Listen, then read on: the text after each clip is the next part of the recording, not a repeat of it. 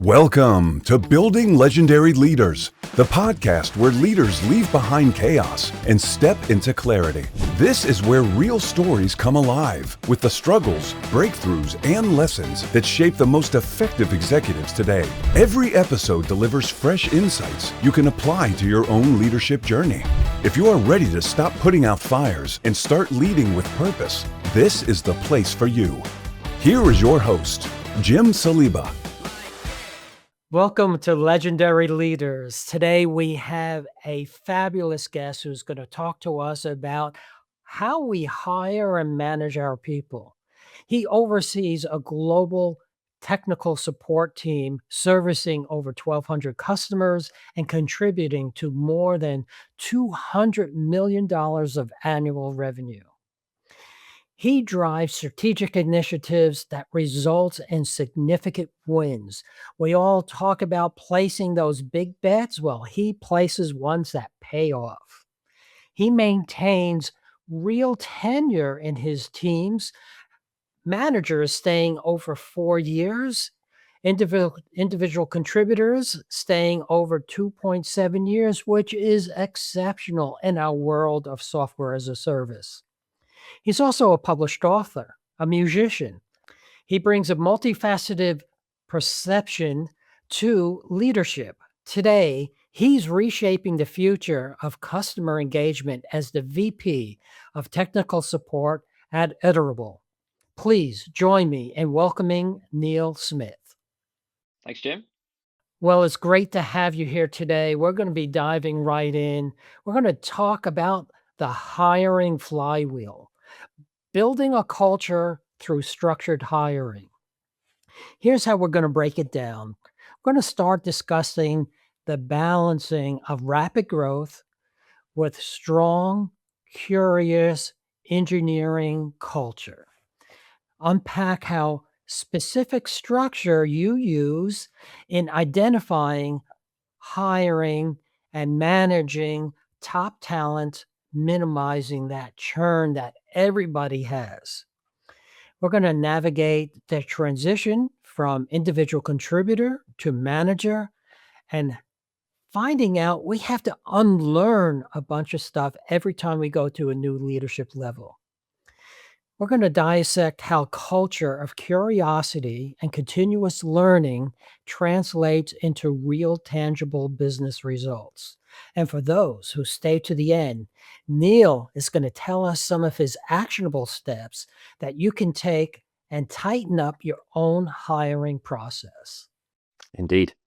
Well, Neil, hiring is such a big part of how we have to manage our businesses. I find it really strange that, in a world where I grew up and we talked about leadership has three spheres: people, process, and technology. Leaders run to the process and the technology fast. And the people thing, they really only talk about hiring, firing, and the annual review. So you're going to break that myth a little bit, but you're going to start us off with the hiring process. When we've talked in our earlier phone call, you said that you realized you had a structure that was outperforming other people. How did you figure that out? Well, I was lucky enough to be able to present at the TSIA, which is the Technology Services Industry Association event in Las Vegas a few years ago. And the topic of my presentation was support team excellent through hiring for diversity or something like that. And I wanted to cover how you go about building diversity on a support team, not just diversity of ethnic background or diversity of gender identification, but diversity of experience as well. As I was putting together that presentation, one of the things that I needed to do was kind of make the case in point about who was on my team and the percentage of team members who were from minorities or who were women. And I therefore needed to get some industry benchmarks on how long people actually stay at their jobs. and what percentage across the industry are female, minorities, etc. And as I was going through that process of digging up that evidence, that information, I realized that, and I think I always knew this as well, that at software companies, employee turnover is extraordinarily high. This is not our parents' day where you'd work for the same employer for 25, 30 years and then get your parting gift at the end and be on your merry way. It's not unusual to see people transition from one software company to another every 18 months. It's quick, but it's not unusual. And especially with the way that equity is structured, you get the first 25% of your equity, your stock options after 1 year. And so in theory, you could bounce from place to place to place, just gobble up your tranche of options, move on to the next one. And after 12 years, you'll have 12 different chances to actually make a whole bunch of money off your pieces of options from each company. So software companies, we have to work so much harder to retain people. And I looked and I saw actually my team had been with us for significantly longer than what those industry standards were. And it was a nice thing to realize. And it really did hit home that what we do both to get people in the door in the first place, and then once they're here, make it so that they want to stay.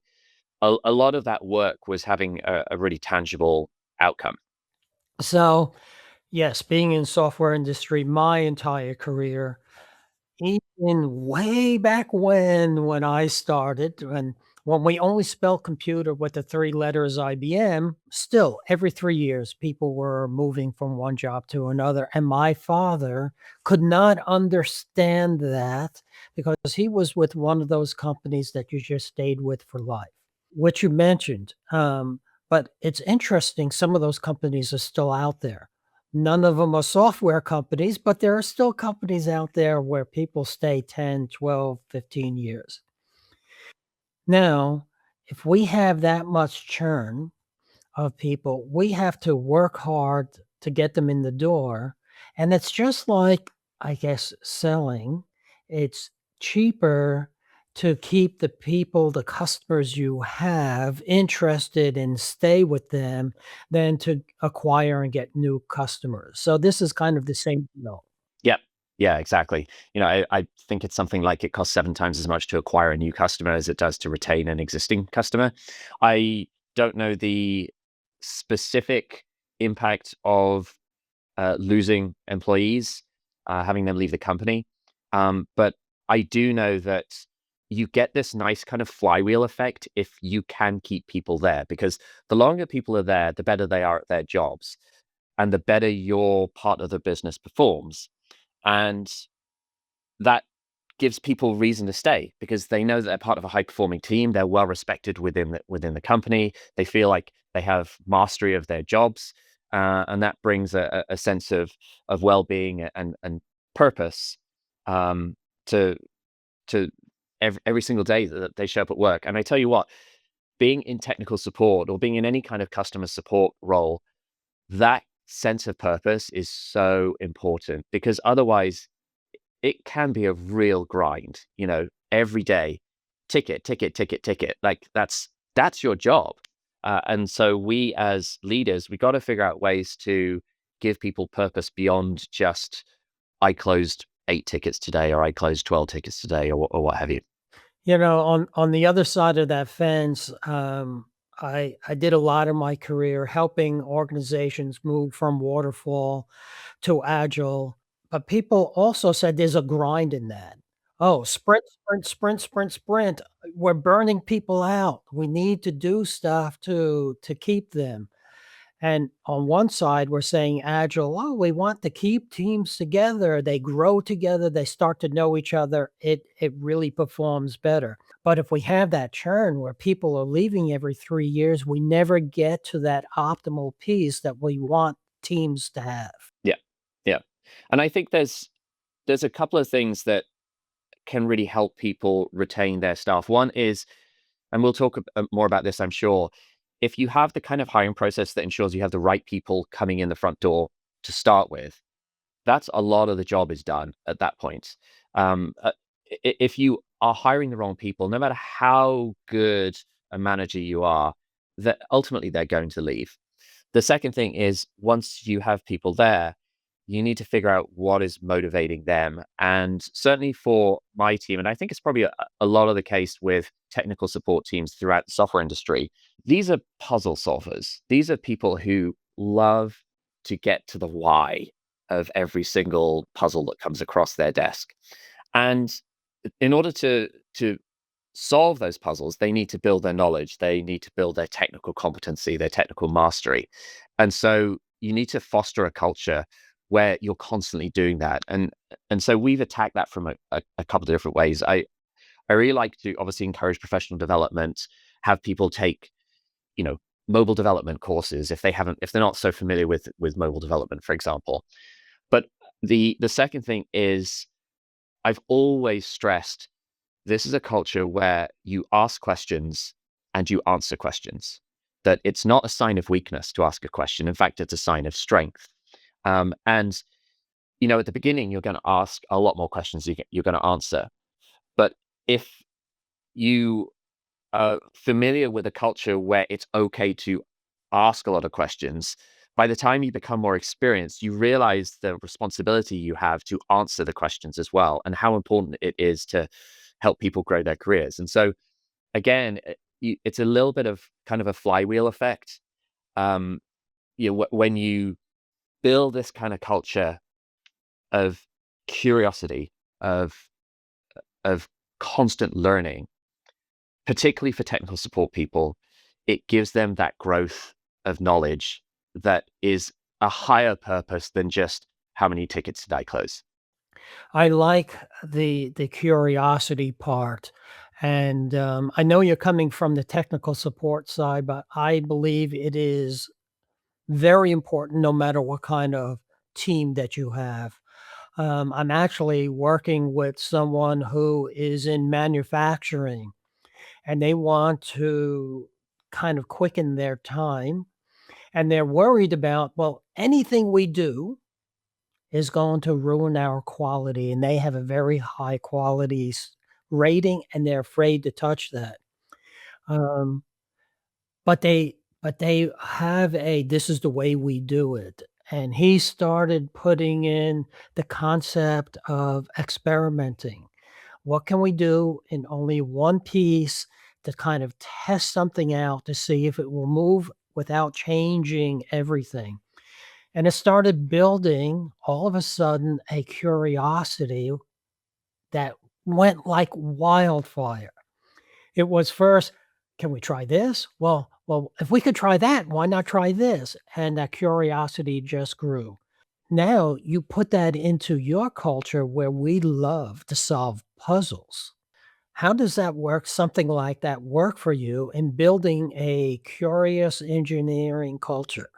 Well, I think it's a lot of what I mentioned a few moments ago, which is that it's the kind of culture where people want to stay because they know that they will have the opportunity to learn. They will have the opportunity to kind of flex their muscles, their intellectual muscles, as it were. The other thing is that I strongly believe in internal mobility.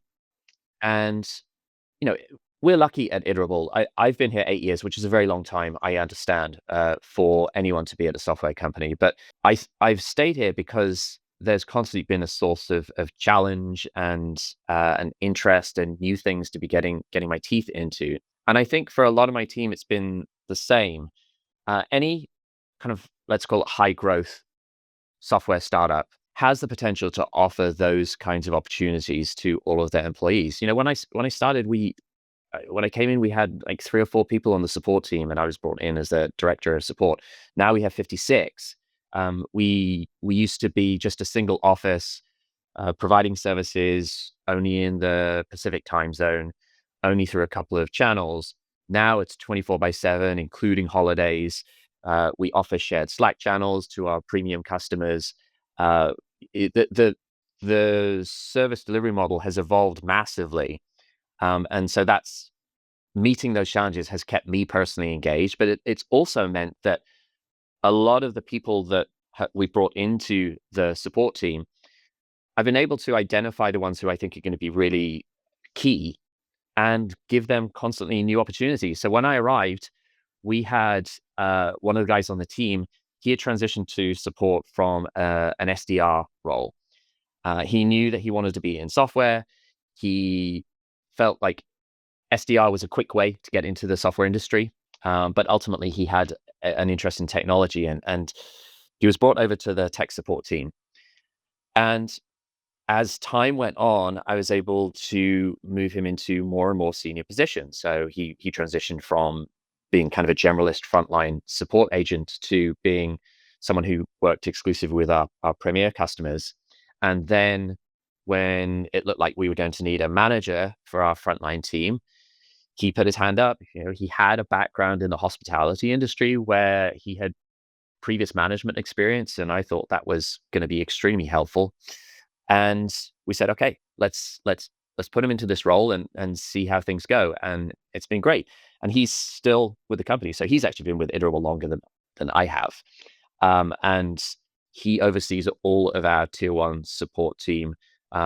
Nearly all of our tier one support team globally. I have another person who oversees the European piece, but he oversees most of that. You know, 8-9 years ago, he was an SDR or BDR or whatever we're calling it these days.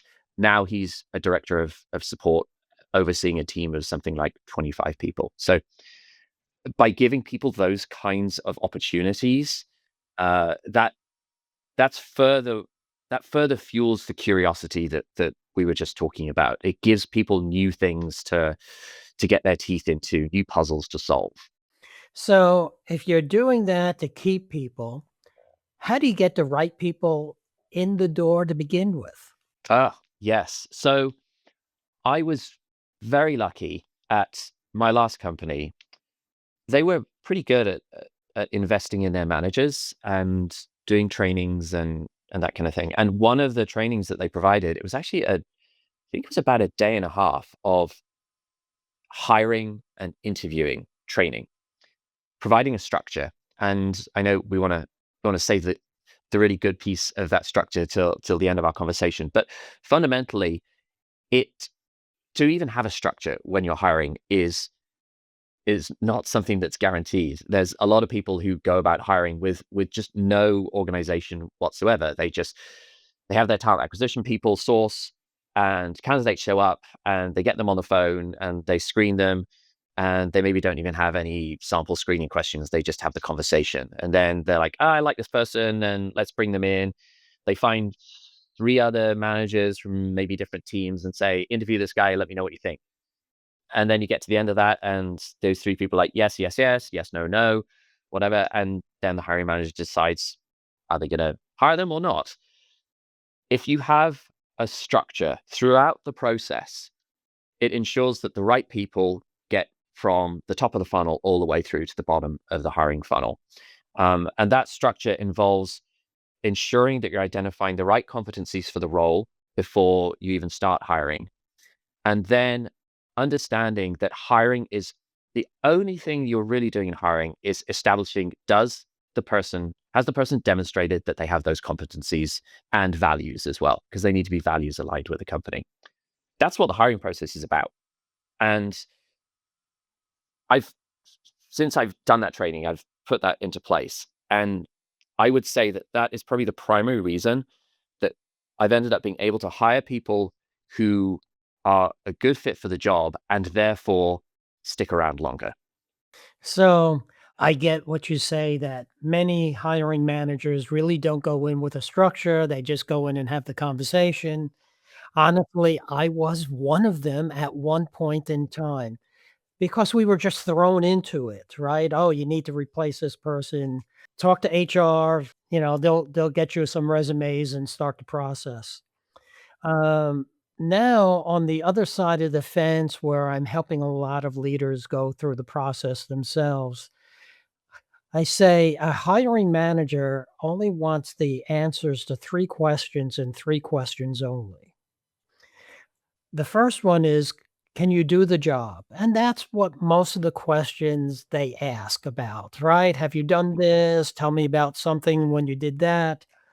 The second one is, will they love the job? I want someone who's gonna stay. I don't want someone who's just using this as a starting point to go someplace else or a stepping stone. So, will they love the job? And the third one is, can I stand working with you? Right? If we have a great team, it's working well, I need to put somebody on there, the last thing I wanna do is disrupt that team. We want somebody who's gonna come in. So, I look at it as strengths, the motivations for the job, and do they fit? Yeah. And that structure is not dissimilar from how I think about it. I think more from the perspective of competencies and values. So the competencies are akin to, can they do the job? The values are akin to, will I be able to stand working with them? And the intersection of those two is, will they enjoy the job? Because if they're doing something that's aligned with their competencies and they're doing it in a value structure that is aligned with their own values, then it stands to reason that they will enjoy the job. So that's kind of my take on your three. But it's definitely very similar. I like how you brought the word values in here. I think many times when I talk to leaders and I start bringing up that word, they feel it's very, oh, it's too fluffy. But the thing is this, you have your personal values. When you are doing something, you are either doing something that shows your values, or you may be having a hard time because it's actually going against some of your values. Now, your values may be different than the company's values and may even be different than your manager's values. It'll never be 100% match, but when they overlap decently, people work well.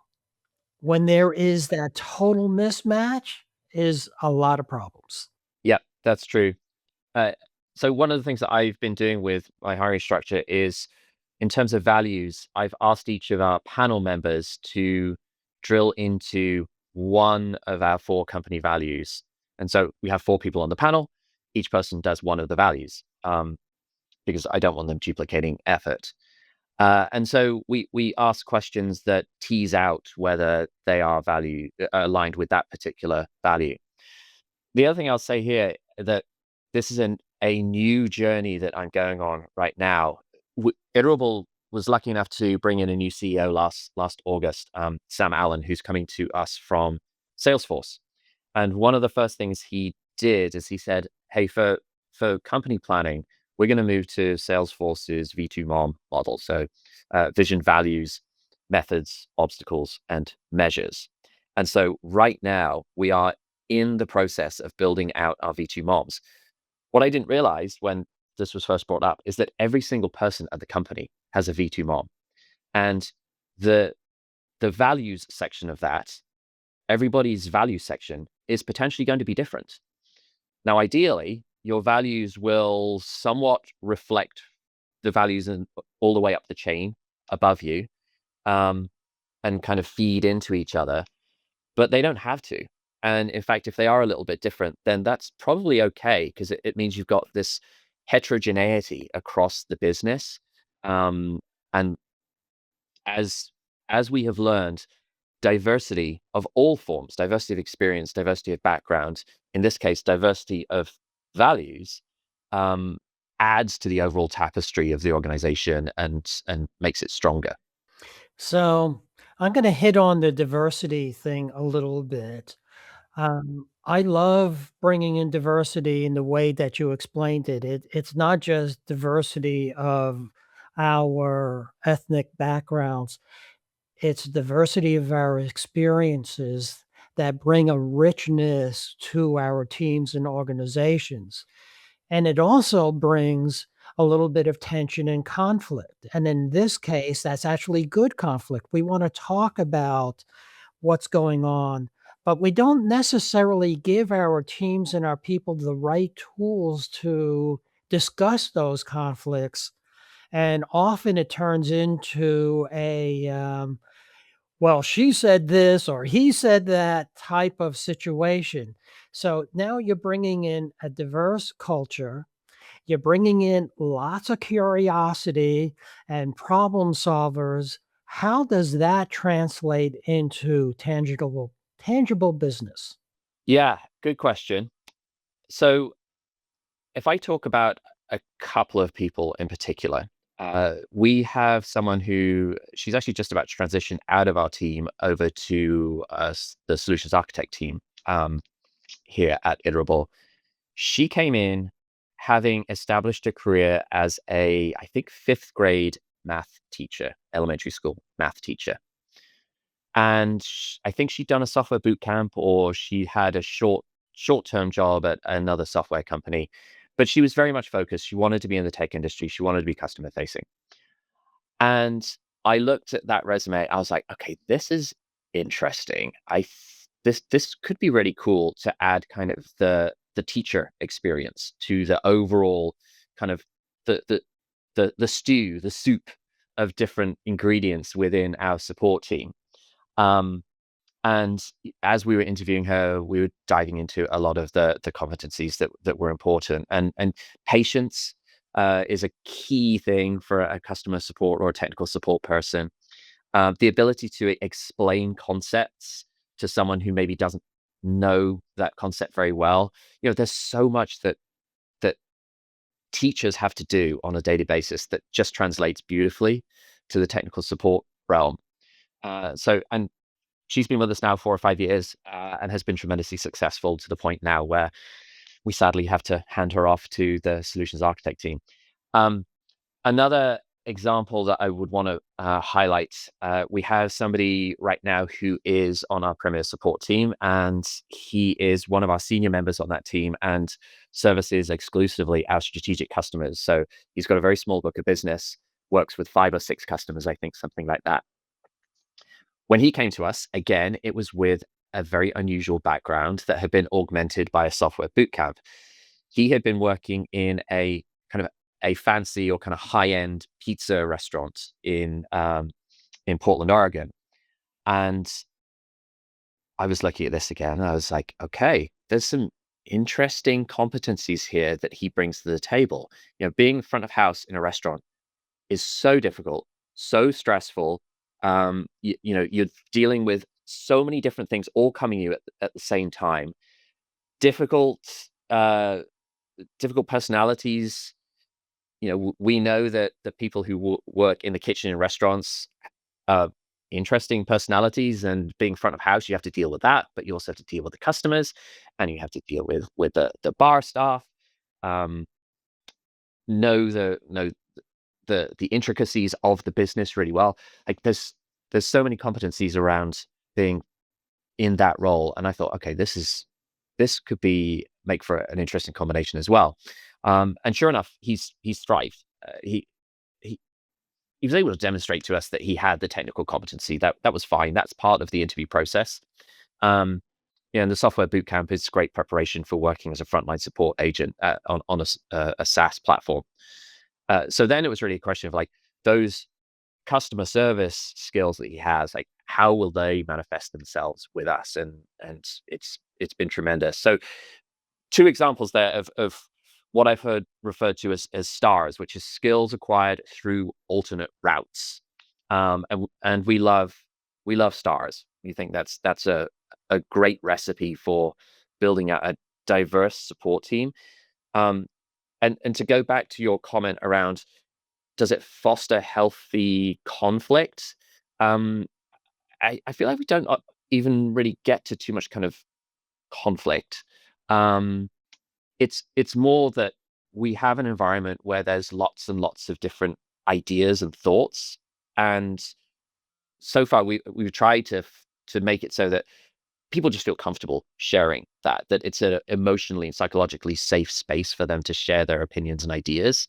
Um, and it seems to work really well. So you have these stars. that come from various backgrounds. How do you put some steps together that you use to tighten up your process so other people can get stars?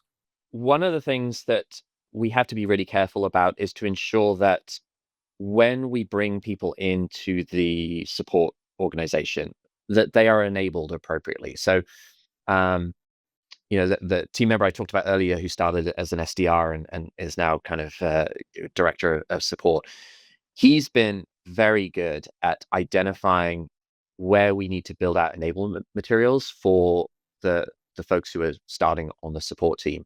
And so we have a comprehensive suite of materials. The first thing they'll do is they'll run through exactly the same training that our customers run through when they learn the platform. Then they'll run through the same training as everybody on the wider customer success team goes through, which is kind of slightly deeper kind of product training. And then they go through support specific training where they're getting even deeper into the technology, learning about our diagnostic tools and looking at logs and troubleshooting API calls and all of that kind of level of complexity. But it's all documented. And we have internal tools that they're like online e-learning type courses that they go through, and that's part of their 30, 60, 90 plan. So that's how we do it on the support side. In regards to the actual structure of bringing in stars, as we call it, it's something that I have prioritized. I think is really important for my part of the business. I suspect that there's elements of it that are relevant to other parts of the business, but there is something kind of unique about customer support and technical support that does seem to attract a wider array of different backgrounds who are then able to thrive. So I'm not necessarily sure that this approach works in works in all kinds of other places, but it certainly seems to work well within kind of a support framework.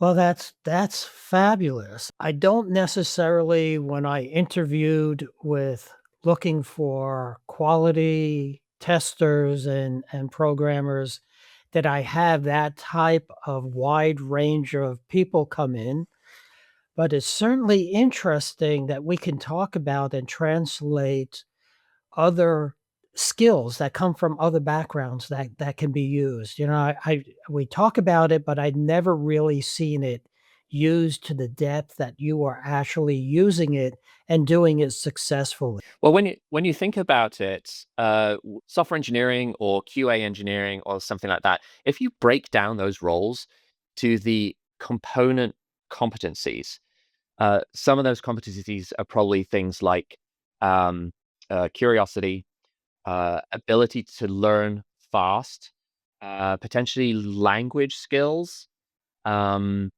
strong analytical skills. There's a lot of competencies that you can drop a good long list of these are the competencies that work for these particular kind of roles, regardless of the experience, regardless of whether you have the hands-on experience with, you know, scripting in Python or coding in Ruby or all of that kind of really hands-on type stuff. If you identify the competencies, there is the potential that you could bring people in who don't have the experience, but that can very strongly demonstrate that they have those competencies, and they could potentially go on to thrive in that role. Now, it does require, in some cases, more legwork to kind of get them up to speed initially. But if you've got someone who can demonstrate that they are really, really good at learning something really, really fast, maybe that's a better candidate than someone who doesn't learn fast, but happens to have 3 years of Ruby or Java programming experience. I could do a whole extra hour just on that one topic by itself. I truly believe when I started really interviewing well, my it was exactly that. I wanted people who could learn because I know, especially in the tech industry, what we're doing today is not gonna be what we're doing next year or the year after that. So if I don't find people who can move along, teach themselves, learn themselves, I'm not gonna keep them very long, or I may not even want to keep them very long. And they may not want to stay very long either. So I'm gonna switch gears a little bit. You're an author. You also a musician. Let's go back to your personal side a little bit.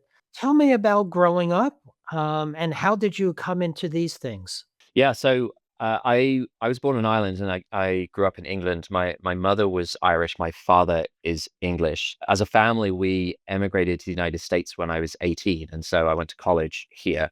Um, and I probably got into music when I was a teenager, as a lot of musicians do, and holed up in my bedroom with electric guitar, and that would be my afternoons. Um, and when I went to college, I initially started studying computer science, and very, very quickly, I realized that it didn't bring me a lot of joy. That first semester, it was just a real trudge. But I happened to be doing one general ed class on music appreciation or something like that. And I thought, well, look, I'm a reasonably good musician. Maybe I should be spending the next 3.5 years studying music. And then we'll see where it goes after that. Like, it doesn't have to be that it's predetermined that I'm going to be a software engineer. Let's see what else is out there. Um, and by the time I finished college, I ended up working in the music industry for a while. Um, I was on tour and traveling around the country, working as a tour manager and stage manager and the like, and which was a lot of fun. I really, really enjoyed it, but not really a great lifestyle.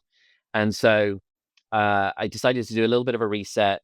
Happened to spend a short period of time working just as a temp, working as kind of an office manager in a nonprofit.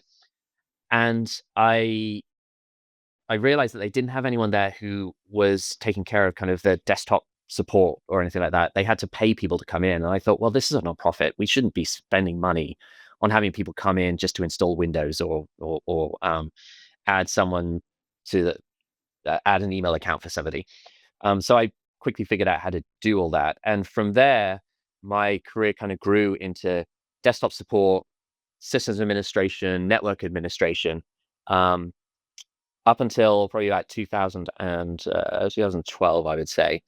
And then I decided time to pivot again. I could see that as things were moving to the cloud, it wasn't so clear what a sysadmin or a desktop support person would be moving forward.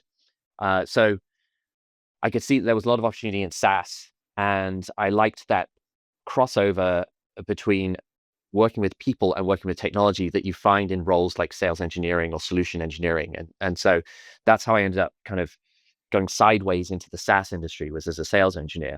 And then from there, the company I was working with grew, needed managers, and asked me if I would move into a management role. Um, from that, then we added in a support leadership piece at that company, and that's how I kind of got into the world of technical support. So that's kind of my long and crazy kind of career path. Like, I guess I came to SaaS kind of late, all things considered. On the other side, you mentioned the authorship. That was kind of a very interesting thing in the last couple of years.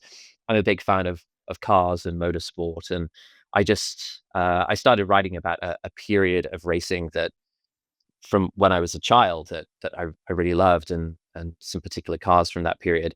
And I've always kind of enjoyed writing and communication and the like. So I just wrote a chapter and I finished that, and I went on to write another chapter, and I was enjoying it. So I just kept going. And eventually I'd written so much that I knew that I couldn't stop. Like, I had to do something with this now. And I had to give a lot of credit to Iterable, because we do have a program to allow people to take 4-week sabbaticals if they've been with the business for more than 4 years. And so after 5 years of working on this book, I took that sabbatical. I spent most of it finishing off what I needed to finish the book and do some outstanding interviews and get those transcribed and get that content into the book and start talking to publishers. And um, because I had that focus time, I was able to end up talking to a number of authors who put me in touch with publishers in this particular area, who publish specifically books about cars and racing. And one of them indicated an interest in the book. And sure enough, like 6 months later, no, a bit longer than that, about 8 months later, I was holding this 8-pound tome, 550-page tome that had come out of my head over the course of 6 years.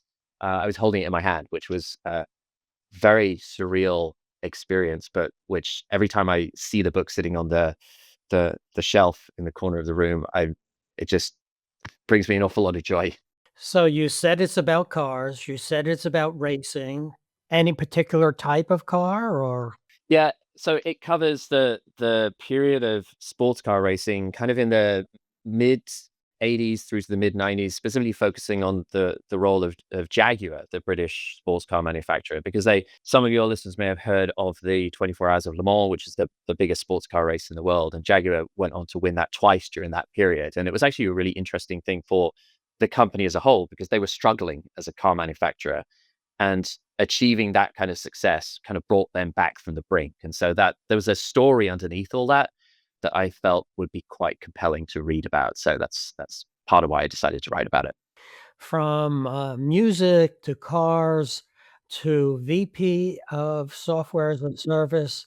If we were sitting down in a coffee shop with a group of leaders having this discussion, and we wanted them to go away with something that they could use and take away and do on Monday morning, what would that be? I would give them the structure for hiring. And I've alluded to it a little bit as we talked today, but very clearly, here's how you do it. You have a panel, you have four people on the panel, and it may be different for in different scenarios, but use this as kind of the model and then adjust as you see fit. Four people on the panel. Each person is responsible for uh, diving into three competencies and one value. And you decide ahead of time what those competencies are and what those values are, and make it so that the competencies are the ones that really matter for this particular role. So obviously for a support role, one of the competencies is going to be uh, technical skills, and another is probably going to be something like flexibility. Another is potentially customer centricity. Find out what those 12 competencies are, divide them up between each of the panelists, and then you tell the panelists, gather me evidence that this person can demonstrate this competency. And here's the second piece of the tool. The way you do it is using a tool called PARLA, which PARLA. So have the person talk about a specific problem that they dealt with. What was the action that they took to resolve the problem? What was the end result? And then, those are fairly common kind of pieces of an interview question. But then also make sure you figure out what did they learn from that situation and how do they apply that learning afterwards. So if you do PARLA for each of the three competencies and for the value, that's only 4 questions. You'll find actually that's probably going to take you 25 minutes at least. And if it's a longer interview, then do it for two different PARLAs for each one of the competencies. That's fine. So do that. Have each of the interviewers do that for each of the competencies and the values. And at the end of that, you are going to have just so much rich information as to whether this person is qualified for the role or not. And I'm pretty sure that in the vast majority of cases, if you choose to hire someone after they've gone through that, they are going to be a good fit and they're probably going to stay longer. I love that. 3 competencies, 1 value, 4 people. Easy framework. This is fabulous conversation. I'm sure people are gonna wanna contact you. How would they do that? Probably the easiest is just on LinkedIn. I think it's my handle there is Neil Aidan Smith, Neilaidan Smith. Or you can just Google Neil Smith Iterable. I'll pop right up. Yeah, I'd love to talk to anybody who wants to get into any of this. It's always a lot of fun. One more thing before we leave, the title of your book? It's called On the Prowl. It's got a very, very long subtitle, but if you Google On the Prowl Neil Smith, you'll find me on Amazon or on my publisher's website. That's great. I'll look for it myself. Fantastic. Thank you, Neil. It's fabulous having you on. Thank you, Jim. I've really enjoyed it. Building Legendary Leaders podcast requires more than a conversation. It takes action, research, and collective wisdom. If today's episode resonated with you, we'd love to hear your insights. Join the conversation and help us shape the future together. We'll be back with more stories, strategies, and real-world solutions that are making a difference for everyone. In the meantime, be sure to subscribe, rate, write a review, and share it with someone you think would benefit from it too. Thanks for listening, and see you on the next episode.